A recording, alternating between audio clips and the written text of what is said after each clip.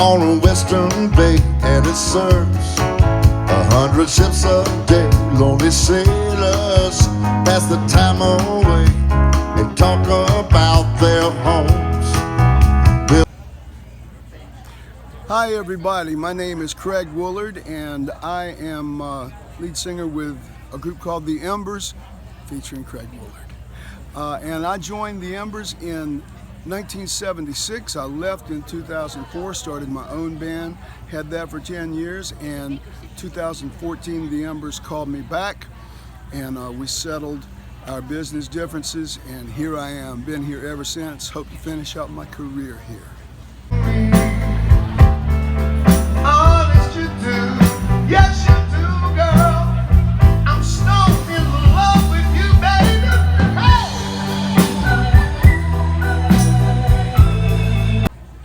You know, I was a kid in Little Washington, North Carolina, known to its inhabitants as the original Washington.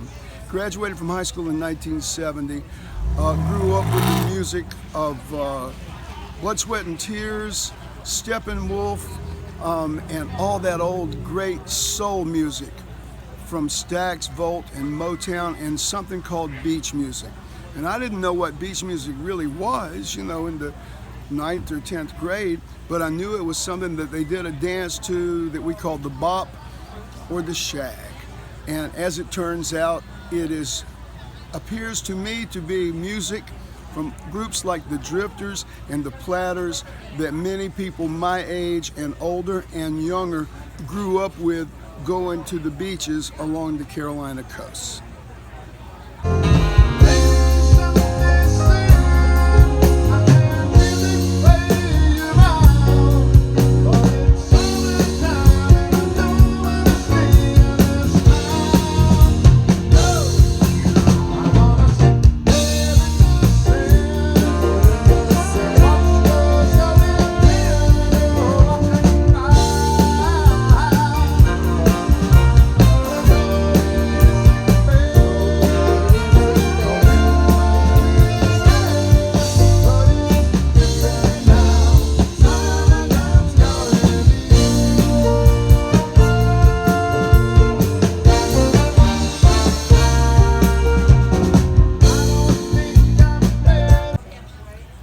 Beach music has remained the same, and yet it's evolved at the same time. So I can tell you that 25 years ago, one of the greatest dancers in the history of shag dancing, a guy named Shad Alberti, looked at me one night and he said, "Hey man, I'd rather dance to old time rock and roll than 60 Minute Man." And this is a guy who had been dancing to 60 Minute Man since the late 50s. So that was just his personal preference that night. Everybody loves 60 Minute Man. Everybody loves old time rock and roll. People now shag to almost anything that they feel, oh man, that's a good shag right there. So we do, you know, in 1975, the Catalinas recorded Summertime's Calling Me, which I look at as the entrance to Nouveau Beach, if you will.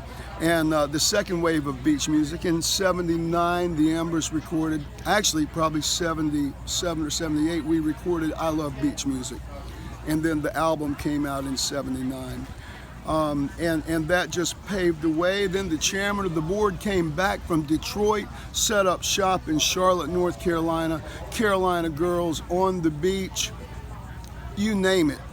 It was on then, and I think of the 80s as the glory years of the second wave of beach music. Don't you have a heart, girl, of summertime? No, I just can't write what I'm going through. 10 to 1 I'm betting, girl, there's no forgetting you. Hey!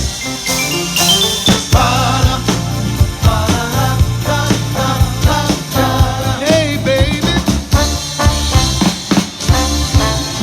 still love you.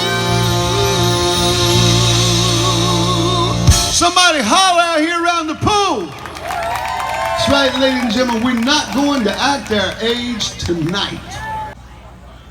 As far as the future of beach music, I just see a continuation of what is right now. You know, we'll put out a new album every couple of years, and hope somebody buys enough that we can pay for it before it's uploaded to YouTube or the sharing services, file sharing services.